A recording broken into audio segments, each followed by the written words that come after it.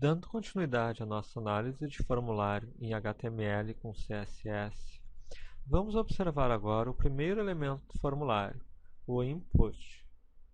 Analisando primeiro o código HTML, podemos observar que cada elemento está dentro de uma div da classe item.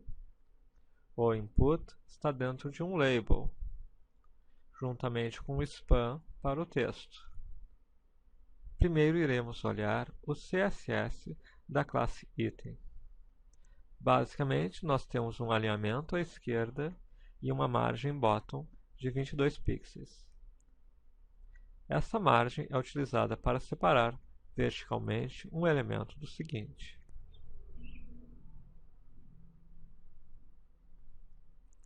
A seguir, nós temos os elementos da classe nomeItem, e neste exemplo nós vamos nos preocupar com o label nome, e temos a redefinição do input.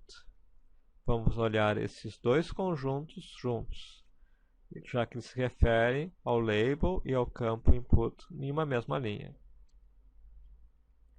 Inline block, como já vimos, nos permite alinhar elementos como inline, sendo que internamente cada elemento se comporta como block. Inline block, como já vimos, nos permite alinhar cada elemento como inline, sendo que internamente ele se comporta como block. Para relembrarmos, vamos mostrar o que acontece se esse elemento fosse inline, como um bold, itálico, e se fosse block, como um parágrafo. Primeiro inline, salvamos. Observa que ele é inline, ou seja, o elemento da continuidade ao outro, mas agora ele passa a ocupar apenas aquele espaço específico. Eles não se comportam mais como um bloco de elementos, uns em relação aos outros. Block. Temos que após cada label, uma nova linha segue-se com os elementos do tipo input. Como já visto antes, o inline block é o que nos permite o alinhamento que buscamos. Quanto a color, observem que R, G e B têm o mesmo valor, tanto em nome item, quanto em color, quanto na cor do border. Mas o que é o color do input? Vamos trocar para red para vermos o que acontece.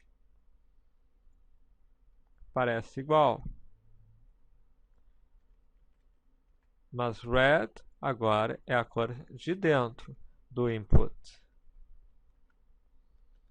Vamos voltar. Observem também que o color com essa cor 77 é na verdade um tom de cinza.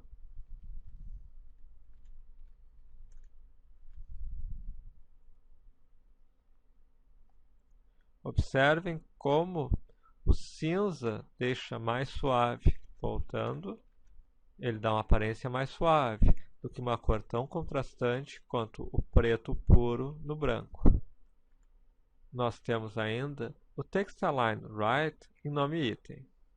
Isso faz com que o label fique alinhado à direita, o que é um layout muito adotado em formulários. Os labels alinhados à direita e as entradas de dados à esquerda fazem com que o formulário tenha uma aparência mais organizada. Observem.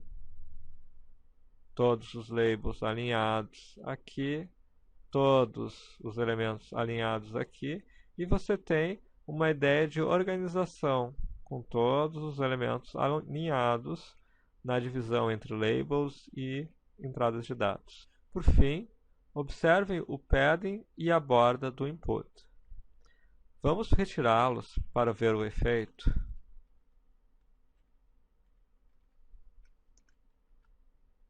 Observem. O input normal, default, é bem menor. Aquele input usado com um padding maior e com uma borda mais suave nos dá também a mesma impressão de um formulário mais suave. uma borda mais clarinha, uma impressão de mais espaço para escrever os dados. Com isso, nós vimos basicamente os atributos do primeiro dos vários elementos. Não existe uma grande diferença em relação a todos os demais elementos. Como vamos prosseguir, então? Os arquivos do formulário e do CSS nós vamos deixar disponíveis na sequência desse vídeo. O que seria importante?